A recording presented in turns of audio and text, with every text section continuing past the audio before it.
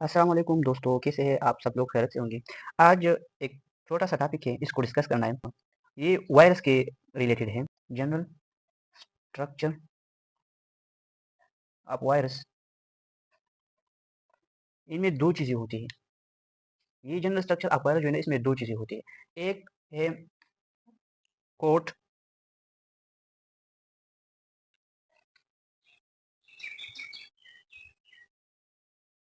एक है कोट और दूसरा है कोर।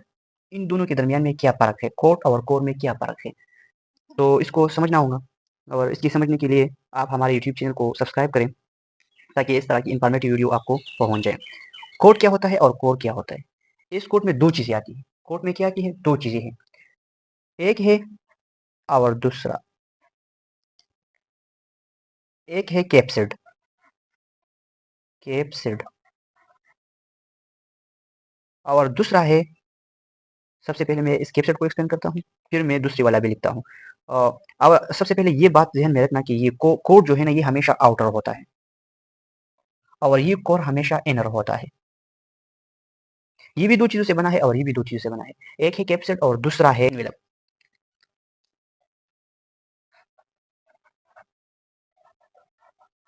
एक कैप्सिड है और एक एनवेलप है। अब ये कैप्सिड किससे बना है? तो ये एक प्रोटेक्टिव कोट है। क्या है? ये एक प्रोटेक्टिव कोट है, प्रोटेक्टिव कवरिंग है, ठीक है? जो कि ये प्रोटीन से बना है और ये प्रोटीन जो है ना, ये आइडेंटिकल होता है। ये आइडेंटिकल प्रोटीन जो है ना, इसकी सब यूनिट का नाम है कैप्सोमेयर, कैप्सोमियर, ठीक है? ये कैप्सोमेयर एक भी होता है और इस एक से भी ज़्यादा होता है। हर्प्स वायरस में 162 कैप्सोमेयर है और एडिनो वायरस में 252 कैप्सोमेयर है, ओके? और जो एनवेलप है, ये हमेशा लाइपोप्रोटीन से बना होगा। रखना कि not present in every virus.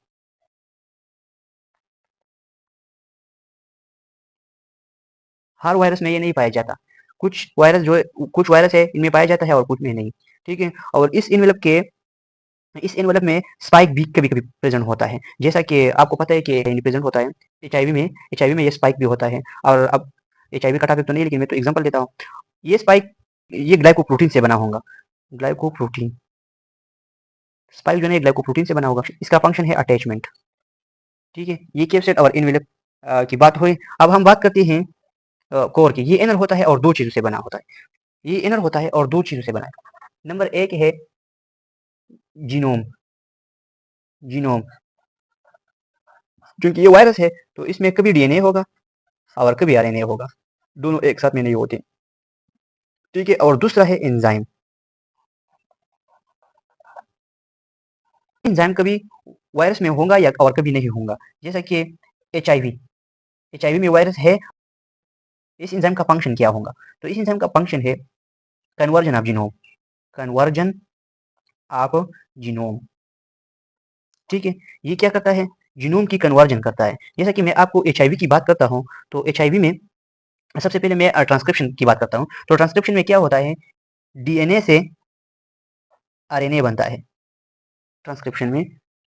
तो इसमें जो एंजाइम मौजूद है एचआईवी में, तो एचआईवी में 3 किस्म की एंजाइम मौजूद है। एक है रिवर्स ट्रांसक्रिप्टेज। मैं एक की बात करता हूँ, रिवर्स ट्रांसक्रिप्टेज में ये क्या करता है? इस ट्रांसक्रिप्शन की उल्टा काम करता है। यानी ये आरएनए से डीएनए बनाता है, आरएनए से डीएनए बनाता है, ठीक है? तो ये रिवर्स ट्रांसक्रिप्शन हो गया। तो ये एंजाइम का काम हो गया। तो जीनोम और एंजाइम ये दोनों मिलकर कोर बनाता है और एनवेलप और कैप्सिड दोनों मिलकर कोड बनाता है। तो इन दोनों के दरमियान में फ़र्क है, ठीक है? इसको याद रखना, बहुत से एग्जाम में ये आ सकता है, तो इसको ज़रूर याद रखना। अब अगर वीडियो अच्छी लगी है तो इसको लाइक कीजिए और सब्सक्राइब कीजिए और दोस्तों के साथ शेयर कीजिए। Thank you for watching.